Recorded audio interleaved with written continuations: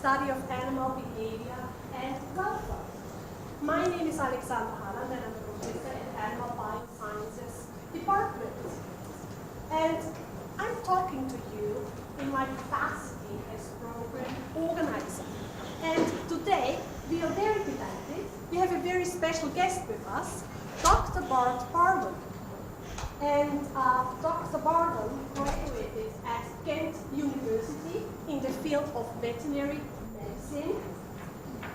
He achieved 4th certification in bovine health management in 2016. He is a diplomate of the European College of Bovine Health Management. And this means he is an expert or certified expert in veal calf health and welfare. And today we would like to talk about veal calf welfare. So the floor is now yours. Thank you very much. First of all, I'm actually really delighted to be here. They told me that Canadians were friendly, but that friendly I could not really imagine. So with this introduction, nothing can go wrong anymore. Anyway, I was invited to talk about welfare, but I'm actually not the welfare specialist. I'm a vet, and vets are really good in keeping animals healthy. But anyway, what I would like to show you today is a very hot topic in Europe. And my first experience I have right here is that it is not, maybe not yet the case in Canada. And I'm not talking about welfare in the title, I'm talking about antimicrobial use. The thing is that this pressure on antimicrobial use actually gives us now an excellent opportunity to do something about veal calf welfare. And that's what I want to share with you today. So Europe, you all know Europe, nice place to go for a holiday, especially Belgium, if you like good food, stuff like that.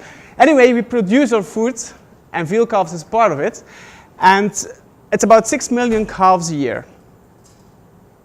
What are the main producers? So first of all, I would like to tell you as well that, as in Canada, I think, in Europe there's more pressure on meat consumption, especially in beef. We eat less and less meat. We're becoming vegetarians, qualitarians. Qualitarians is somebody who eats meat, but only a very good piece of meat, but organic meat, for example. Huh? And if you look at this graph, it's going down, but the green is veal, and veal is a relatively stable product in Europe. But we are divided to what considers veal. On the one hand, you have the producers. The big ones are actually France and the Netherlands, and we are a rather small player, but still producing 6% of the world's veal meat. They produce it. And something which is particularly interesting is that, for example, the Netherlands, that's one of the biggest players, they do not consume the meat themselves. It's an export product. And that's a very important difference with France and Italy, because they eat it themselves. It means that in the Netherlands, the general public doesn't really support that industry, because they do not demand it. And that makes them particularly vulnerable for animal welfare concerns. On the other side, we have the crosses, we call them. We have the United Kingdom, and we have the Scandinavian countries. There the situation is completely different. Veal is actually something which is totally unacceptable, which actually also causes another problem of euthanasia of those male calves shortly after birth, often, sometimes with unacceptable methods. Some countries are even in between, like Denmark. They do not really know what to do. They like the meat, they have the meat, but yeah, it's not really acceptable, etc. So we are actually just divided on animal welfare concerns. It was even that worse that when I went to Scandinavia to talk about my research on Clostridium perfringens in those calves, that they were really considering not having the talk because it was about veal. Fortunately, this is not the case anymore. So if we talk about welfare and veal, it has always been like that. People have always had concerns about it. It was about the all-liquid diet. When you only drink milk, you actually get anemia, iron deficiency anemia. Another issue they had was actually when you only eat milk, you end up in these kinds of animals. That was a nice Belgian blue calf. It's completely bloated, and when you open her up, then you see that she actually got enterotoxemia, and also things like ulcers, gastrointestinal ulcerations in the abomasum. It's quite frequent in there. So we have laws on that, European laws to protect welfare in calves. And they were particularly designed for the veal industry. For example, it's obliged that every calf needs to be checked and their hemoglobin levels, as an estimate of anemia, need to be above 4.5. If you don't make it, fines are quite high for that. Another thing is solid feed. When you only feed milk to a calf, the rumen does not develop, and you get kind of digestive disturbances and more sensitivity to go into this kind of diseases. So what does the law prescribe? It's like a handkerchief for nose bleeding, actually. They need to have 200 grams of roughage, solid feed a day. That's barely nothing, of course, you can imagine. What is the reality? The reality is that good veal farms, they are giving iron to the calves. They are even injecting them because they know that it actually protects them. The immunity is improved. The only thing that they check is at the end of the cycle, when they want to produce the white meat, then it goes down. But then most of the health problems are actually already over. To what considers the solid feed, they are given tons of solid feed. They discovered that it actually prevents enterotoxemia and that growth of the animals is much better without having any color effects. And I suppose the things that I saw in Canada, that Canadians know that already because they have the grain fed. Other things are like people think that calves are still like that. When you ask that today in Belgium about veal, they do not know anything. They might find this picture on the internet and that's veal. The truth is that this is completely abandoned and forbidden. They are all group housed from the age of 8 weeks on. So there are some misconceptions, as you might imagine. Now, what is the real welfare concern, in my opinion? If you talk to animal activists, for example, and that's quite common. We recently, we have it often in Belgium and all around Europe, that we have hidden camera examinations of stables, in which they show things that are unacceptable. And there's always like a media storm around it. In the veal industry, that hasn't happened so far, so I'm waiting for it actually sometimes. But the thing is, this is sensitive for the big public and also for myself, because you see that those animals are showing behaviors which are not normal, stereotypes. And we're talking about different behaviors. That's one of it. That's manipulating. It's pica in Latin. So manipulating behavior, just sucking on everything you want. That's not normal for a calf. He wants the other. He wants to suck on the other, actually. That's what they are telling us. Another thing is tongue playing. They're just standing there, watching, playing and moving their tongue around. And if you look at the prevalences of that behavior, like 0.5% of the calves is actually tongue rolling, whatever moment you watch. And of this manipulating behavior, you do not have to do a big effort to see that in veal calves. Other things are fortunately much rarer, but here, for example, you have a picture of tail biting. It's a very local problem. Some pens have it and other pens don't have it. You replace the calves, put them in the same pen, those calves will have it again. So it's a rare event, but unfortunately, this is of course a welfare problem as well. We have improved welfare systems in certain countries, especially Switzerland. It's not part of the European Union, but of the continent. Their high standards are demanded for welfare. The thing is, when there is one country in which people do not have any trouble of eating veal, and veal does not have a bad reputation, that it is Switzerland. And how do they do that? They actually oblige that straw is going to be housed, and there are labels. There's actually way too many labels with all kinds of regulations on weight and etc. But one of the most novel things when I was there was that they want an outside pen. So basically it looks like that. You have a mountain, there's a little cabin on that, and then the calves even need to go outside. So you have to make an outside pen where you can. In the Netherlands, this system is called group housing. It's Peter's farm system. I saw a version of that in Canada already when I was here. So there's group housing, they're on automatic feeders, they can decide when they can drink, they have a ball to play with, etc. Now, the funny thing is actually that one of the biggest retailers in the world and of the Netherlands even managed to get a label of the animal protection in the Netherlands. Just to give you some context, in the Netherlands, you have a political party for the animals. So I mean, that's another country in which animal welfare is really at a very important level by humans. And those companies, which are actually just the mainstream veal, they are successful in getting this kind of labels. So there's a lot of politics behind that as well. So what I want to show you is that we are doing resistance surveillance in all countries of Europe for quite a while now. With this graph, I do not want to impress you.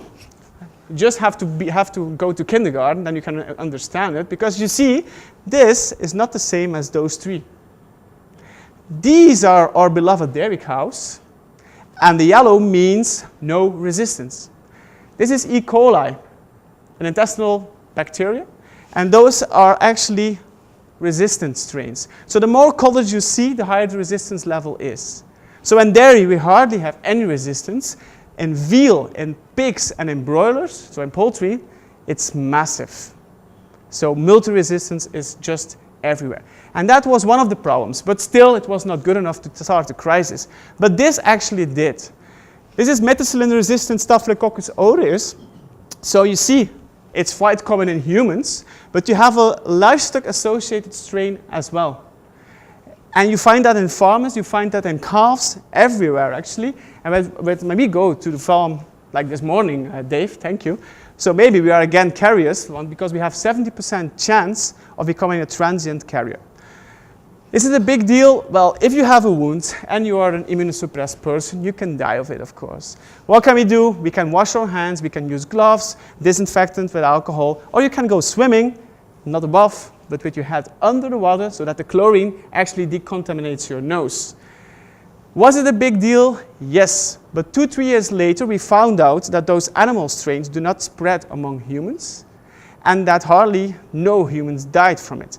So the crisis went down, but the next problem was there. And that's something different, because it's not a bacterial species, it's actually a resistance mechanism. Extended spectrum beta-lactamase renders the bacteria resistant to cephalosporins, 3rd and 4th generation, critically important drugs for human medicine.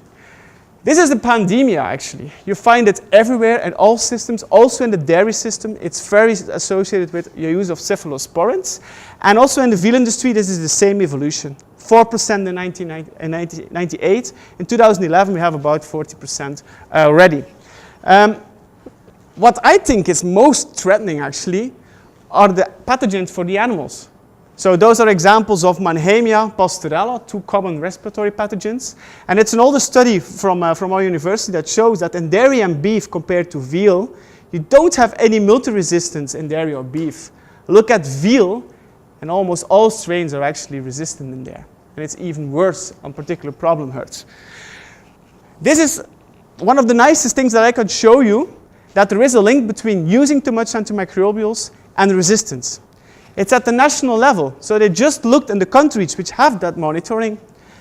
What is your resistance? What is your use? And it's just a perfect linear relationship in there. We are not the best student of the class, but at least we provided the data, because there are even worse. So if we then started monitoring antimicrobial use, again, the exact number is not important, but here you can see use in poultry, use in pigs, and I looked at veal calves. Compare it to dairy and beef. There's no problem in dairy and beef. But who has been paying the first attention? Dairy. Selective dry cow treatment, all the attention, label, and etc. Who needs to deal with it? Well, those guys, and those guys. Especially the pigs in Belgium, because they are the biggest critical mass. The number of my own work was 40%.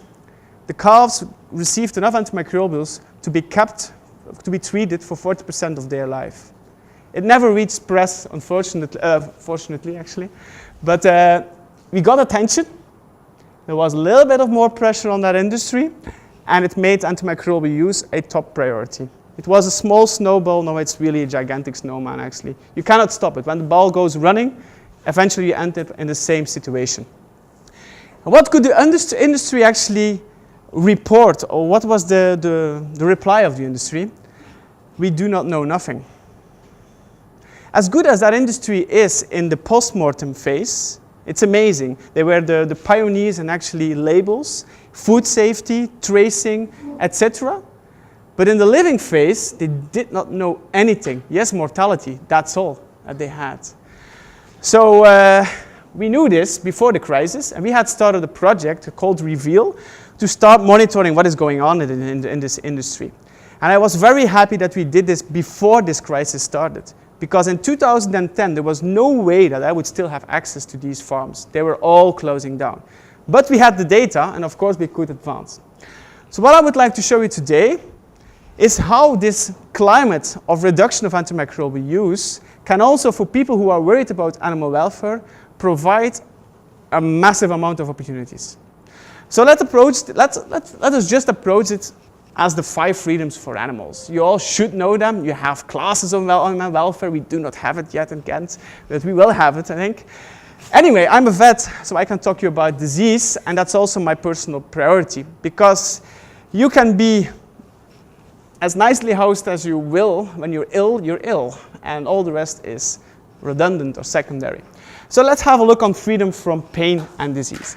So first of all, this is a typical disease graph. The red line is like respiratory disease. Those calves come in, some of them are ill, then you have the peak at 2 weeks, 3 weeks after arrival, and then you have chronicity, animals that are not curing. The same is here the case in Canada. The only difference here is that in Canada, the calves are just 3 days old when they can arrive, and they become ill at 3 weeks later. That's the thing that I think is important, because my calves are 2 weeks old, and exactly 3 weeks later, they have this peak.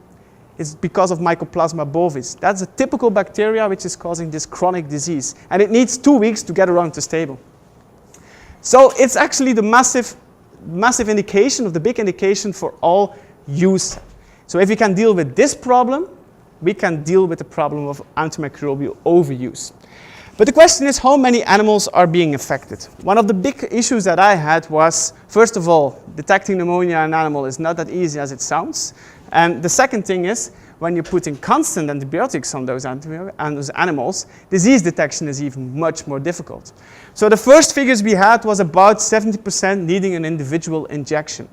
In about the same period, Marta Brisic from Italy, she also had a look in Italy, France, and the Netherlands, so the big 3 actually, and she found at different stages of production about 5% of animals showing signs. So she has not done a longitudinal follow-up, but there's always this kind of level of disease. So there's this massive bias, but if you look in the slaughterhouse, the amount of animals which have lesions is quite acceptable and low, if you know that these calves are commingled to that degree. What we know right now is that using ultrasound, it's a bit redundant that I show it, because I think in Canada that most people know it. In a healthy animal, you have nice reverberation artifacts. You cannot miss it. Very typical image, gas in the lung.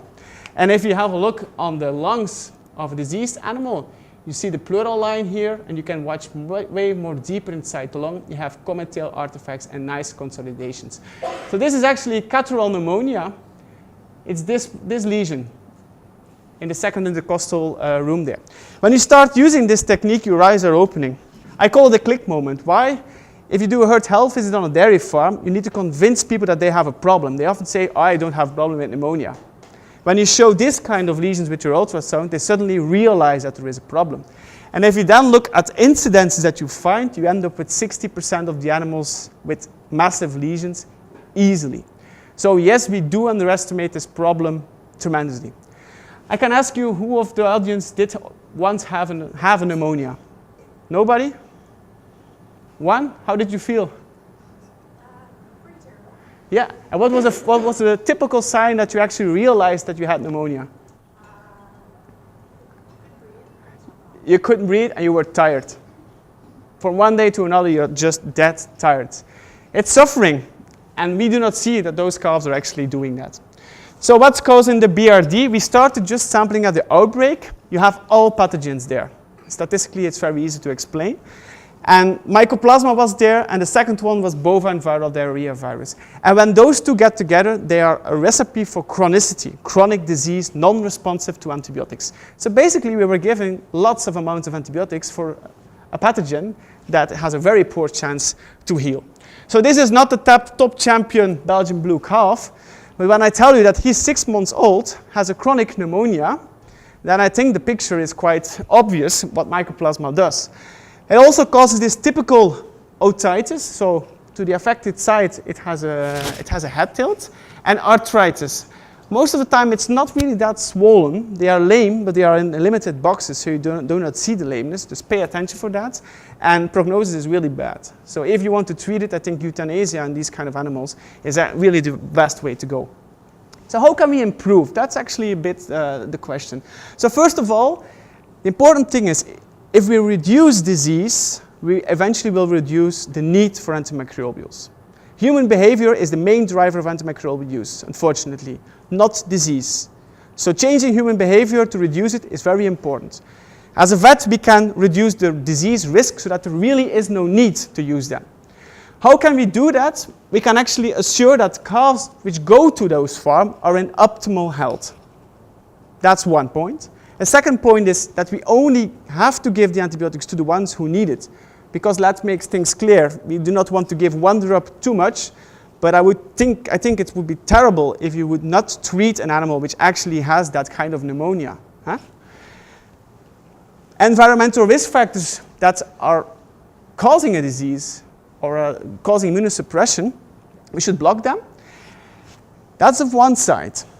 The other side of things that we have to do is monitoring and benchmarking. I suppose everybody knows benchmarking. It means that we are going to compare all the farmers, the results of the farmers, with one another, and we can tell you are on the bad side of it, you need to change. And look, other guys are actually doing a much better job.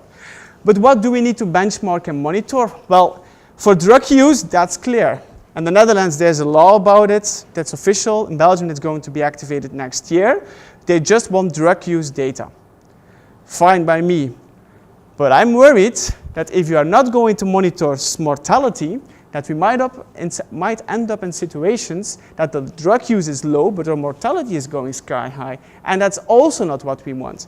So yes, we will have to take some welfare parameters into account. So first of all, suppose that you are a veal farmer and you want calves in with a low risk of disease. If you do a little bit of statistics, you know that those calves come from everywhere, then basically you end up, for example, Mycoplasma bovis. In Belgium, you have 15% of dairy farms having had contact with that germ.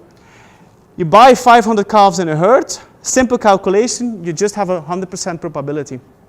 And that's for every calf pathogen the same thing. So don't think that if you do not have a salmonella outbreak, that salmonella is not present on those farms. It's inherently connected to that system. So that's kind of a problem, you know. How can we improve it? Well, those are the 7 possible selection parameters, the most important ones, that are practically achievable to do. And I would like to show them to you. First of all, clinically healthy. We are vets, we are trained for that, but on-arrival examinations are no common practice.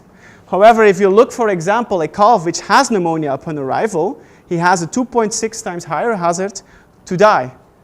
If you relapse 3 times, it's already 6.5. And those confidence intervals are not that big. Huh? So the same thing is here. If you do not do it, in Switzerland they have shown that you actually are using more antibiotics. Fairly simple. A second thing is the discussion about age. We had it in the defense of Dave as well. There are pros and cons for both systems. Having the calves at a young age or waiting until they're 2-3 weeks old.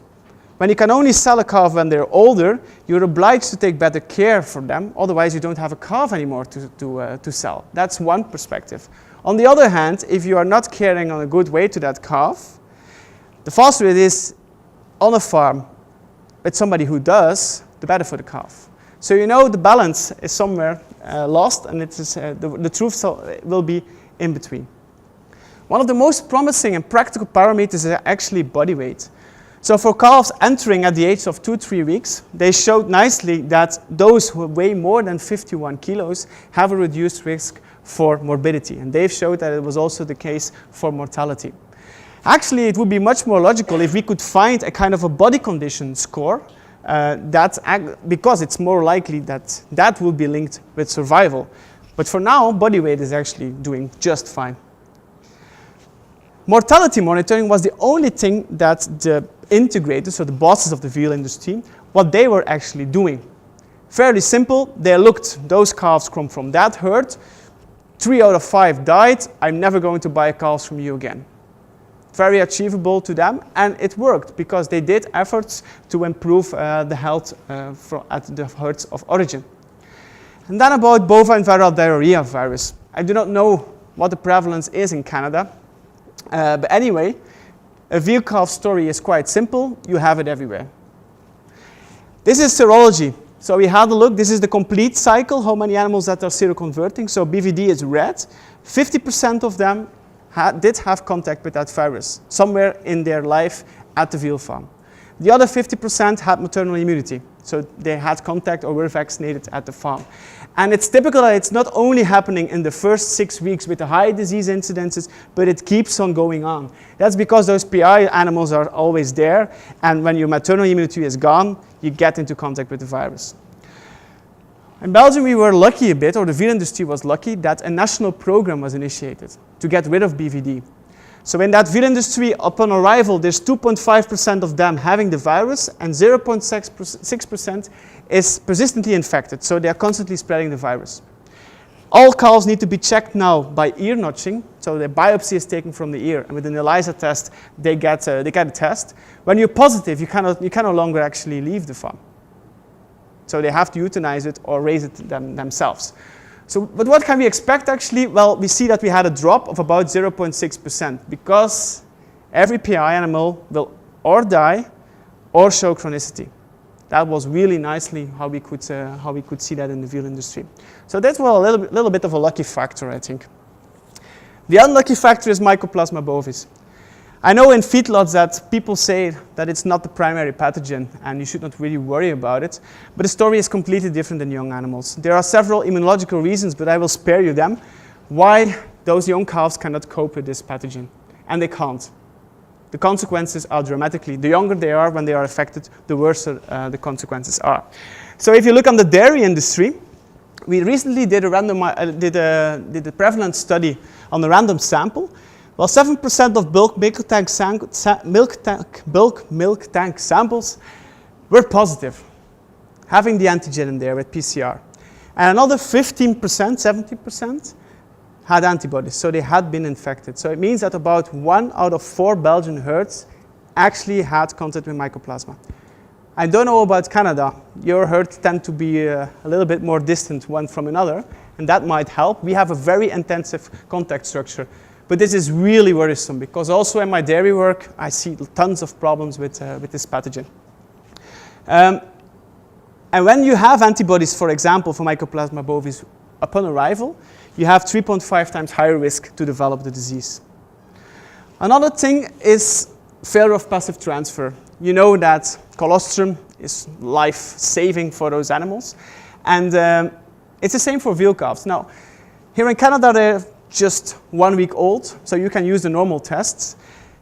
In Europe, they need to be 2 weeks old. So we tested on calves aged 2 weeks, and then you can no longer use those very cheap techniques like the Briggs refractometer, the normal refractometer, which all determine total protein. That's not possible to do that when they are older.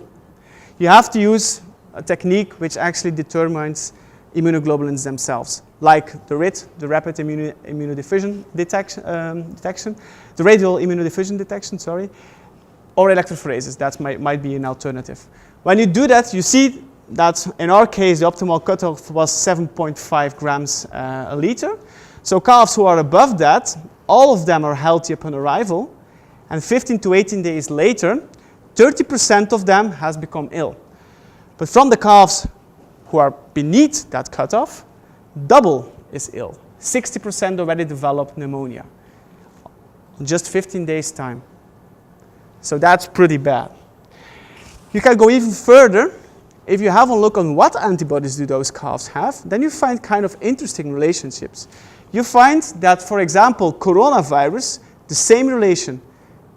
Having antibodies, not having antibodies. So about double the risk if you are not having antibodies against coronavirus. Coronavirus is not only an intestinal pathogen, but it's a highly prevalent respiratory pathogen. We're only recognizing this actually in the last decade. We found the same for bovine respiratory syncytial virus and for parainfluenza virus. Not for BVD. We expected it to be for BVD, but we tried it twice. We could not evidence it. Personally, I think it's because of strain differences. You have highly virulent strains for BVD and low virulent strains. So what you can do, what would be a good reasoning, is if you vaccinate your dams, as we already do for diarrhea, but there are also some studies showing evidence that it is good to do it for respiratory pathogens as well, then giving good colostrum, then all calves actually come in full of antibodies. So viruses will not have those chances of damaging the respiratory tract in the first 2 weeks. calf selection parameters, they are beautiful. I really think if you want to turn that industry to something sustainable, that this is the key factor. But the key factor is also that dairy and veal producers need to find each other. You have to understand a dairy producer that if they do not only give, I don't know, 80 Canadian dollars, something like that, was it? If you only are earning that amount of money with a calf, how can you be motivated to give it better colostrum, vaccinate it, etc., etc.? What we need is evidence that a better calf produces better in the veal industry, and they need to find each other for that. So blocking environmental risk factors, I'll just show you a video. Why? Because we are actually now coming to discomfort and freedom from discomfort next to freedom from disease. Here this video shows you a typical door system ventilation in veal farms. So this is open, there is no windbreaking net, and it was kind of a windy day. So then you have smoke getting in there, and the system is designed that it only goes to the hallway and then far to the end. Cold stress is really one of the most important risk factors for pneumonia. So what happened here, I will stop the video here, why? You see that there's a black rubber band underneath. That was a practical solution for that problem, because through the door, the wind was getting underneath the slatted floors, so the calves were constantly, when they were lying down, actually having cold stress. A simple solution of blocking that, and the problem was over. And that's what we tried to do, finding simple solutions in existing bars to improve that situation of discomfort and the risk for health afterwards. And then we go to the improved welfare systems. I love the thought. I also love to see a calf on straw. I love to see them outside. But when I was in Switzerland, in the first study we did together, what was one of the risk factors we found for mortality? Having access to an outside pen. And that's kind of awkward, because as a human being, you want to see them outside. It would be good for the calves. But in reality, it's a risk factor for mortality.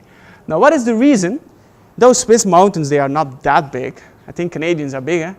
But anyway, if you're obliged to have an outside pen and you have a cabin and you have no space on that side, you will make your outside pen where you can. And when you have then a cold northern eastern wind getting in there, that's just a key factor for mortality. So we have to balance. If you cannot build a safe one, you shouldn't build it, in my opinion.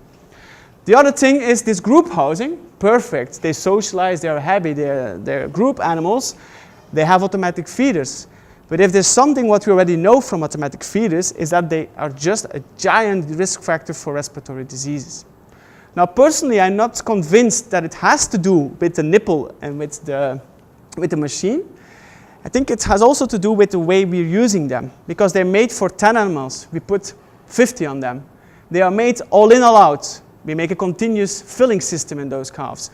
But one thing is for sure, that we do not want to create something which sounds good for the public, but in reality is creating more pneumonia and higher mortality rates. So let's then move to the normal behavior and the freedom from fear and distress. It's important for consumers that we realize and that we have kind of a way of a method to do that. That's not my personal work, but for people who are interested, I would recommend you this work of Hélène Le Rust. She did a European project on veal monitoring, on welfare monitoring. Now, most European projects, when they want to do something about welfare, it's dairy, beef, and when you enter veal, the money is either finished or time is finished. That's a bit the consequence. But she succeeded. She actually did something. And what she did was actually, when we are looking for abnormal behavior, like tongue playing, manipulating the fences, when should we monitor that? Well, she found that it doesn't matter. You can do it at feeding, before feeding, after feeding. It's kind of constant. And when you do it, or I do it, we will agree. It's an easy parameter to have a good agreement on. And then they wondered, should a person do it or should a video do it? If a person does it, you need to do it twice a day for 30 minutes. Farmers will be very happy and they will be obliged to do that. Personnel who needs to do that as a check, it's 1 hour of farm and you need to do it 2 times a day. So there's 2 farm visits a day to do that. So video might be an alternative, but then you need time to analyze the figures. But what came out of that study was actually that video is not that good. it's better just to have to do the behavioral monitoring yourself. Here you can see, for example, that the abnormal oral behavior, which might be the most important, 9% you see when you do it directly, and on video you only see it in 3%. So they kind of react on humans and showing this behavior more when they see one. Other tests that they have done, and they're actually quite funny to do when you visit the veal stable, are stress tests. That's a human-animal interaction test. For example, the first one is a voluntary approach test. So you just go to the fence, you rest on them, and you wait until an animal touches you. Normally it takes about 2 minutes on an average farm in Europe to do that. Animals should do it. It means that they have low stress when they trust you to do that. The second thing is the calf escape test, typically done when they are group housed. You give a score to the pen from 0 to 4. You have to go inside the pen, you have to be calm and wait. And then a score 0 means that you are not even able to watch in the eyes of a calf. They are really showing flight behavior. They want to get rid of you. And 4 is that you can touch it. Now in Europe, average is 1.7 in her studies. But I have many farms, and also here I tried some, very sneaky. And I easily get to 4 on most of them I saw actually. So it's doable. Now what is interesting is that she also identified risk factors for that. And for example, breed. Which breed is most stressy, Holstein or beef? What do you think? Who says Holstein? Who says beef? It's Holstein. I also didn't expect that actually, because they look kind of thin, no? But anyway, Holsteins are actually more sensitive for such kind of reactions. Another factor was actually the amount of years of experience of the farmer. When you had more than 25 veal farming experience, you were not doing a bad job. Your animals were mostly far more calmer. It's also interesting that this human factor was influencing that.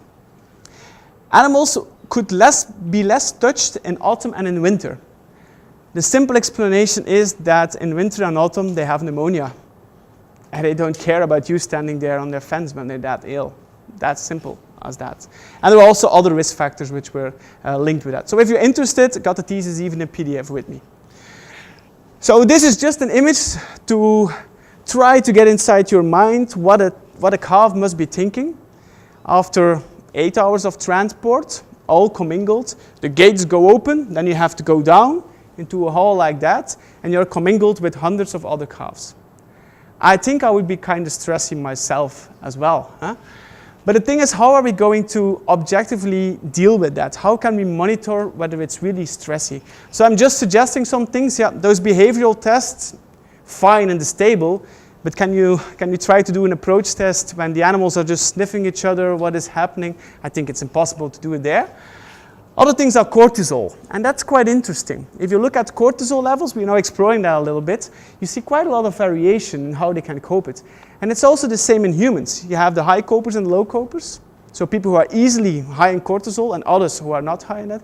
And for calves, that's likely the same. And it has several effects. Another thing which is an option are actually abomasal ulcerations. During our Clostridium perfringens work we did, we also had a look on the prevalence, and that's quite high. And it's especially the fundic ulceration, so not in the pylorus, but in the fundus of the abomasum, that you find them quite often. And I do think that they are associated with stress. I have no evidence for that right now, but monitoring whether they are present is something which is achievable at the slaughterhouse level, together with, for example, monitoring of pneumonia lesions. So anyway, how did we deal with that? Since the PhD, together with the biggest veal practice in Belgium, we tried to set science into practice. Because it's nice to talk about it, but it's much nicer when you're still doing those things. So that's a Reveal project, and that's where we are right now. So first of all, what I try to stimulate is that people use the same methodology for quantifying antimicrobial use. Everybody thinks that they have a better system, but eventually we want to be able to compare. It doesn't need to be perfect, we just have to use the same thing. That's what I did in Switzerland, Belgium, and the Netherlands. So the Swiss, they were already quite low, but yeah, if you have 10 calves and more than half of your veal farms doesn't need to buy any calf, it's not that hard to be lower than the other ones who are all commingling. In Switzerland, even that number is way too high. They want to reduce it by 50%, and they are taking many measures to do that. So we will see some nice things from there. In the Netherlands, the situation is very simple. You have a law. There was one minister of agriculture, I think, or public health, one of those. And she made a promise to the audience, and she said, we are going to reduce our antimicrobial use by 50% in 5 years' time. And it even turned up to be almost 70%, the goal that she has set now. And the Dutch are really interesting people because they say, okay, and they do that. And that's what they've done. But they had a law, and a law is, of course, something which is really stringent to do it. So they reduced about 45%. What's happening in Belgium? Well, we are a bit more complicated than that. We are very small, but I think more divided than Canada. And we had a lot of discussions, and we're still doing discussions. And next year, we are going to start with benchmarking. And we have this national goal, but it's no law, that by 2020, we want to reduce 50% in total use of antimicrobials over all food animal species. And for the critical antimicrobials, so cephalosporins and fluoroquinolones, by 70% by 2020. Those are our goals. That's a covenant that we have made. So with that practice, don't underestimate that practice because it's actually almost 50% of the Belgian veal market in there. We have the same results. So without any law, just by motivating vets and the people, we get to this reduction of 46%. So we still have 2 years for the other 4. But we want to go lower, of course. But what's the nice thing is that for the use of critical important antibiotics, that about the 70% reduction that we already have it. It was quite simple. The vet said, cephalosporins, we do not need it, and they stopped it by themselves. Fluoroquinolones is way more difficult, especially when you're dealing with animals that are very sensitive to septicemia. What happened? Well, the BVD got out. That was a lucky shot.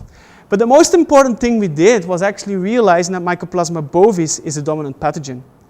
We used to give all those calves, upon arrival, colistin and amoxicillin, 2 drugs which do absolutely nothing against Mycoplasma bovis.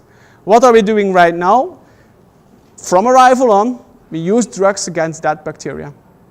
And things go much better, and we do not need 4 or 5 treatments more. Tomorrow in the lecture on rational antimicrobial use, I go into detail what was done and what was replaced right now. That's actually the most important thing. And then my question was, how are we doing in mortality? Because, of course, not treating an animal that needs it as an internist, that's horrible. But I'm happy to say that the average mortality on these farms, those are only the Holstein farms for comparison to you, 2.7% is the mean mortality, and that standard deviation of 1.3% is not astonishingly large. So things that are interesting to take home, in my opinion, are that when this pressure of antimicrobial use is there, that it creates a kind of interesting momentum to change animal welfare, to make a better situation for those calves.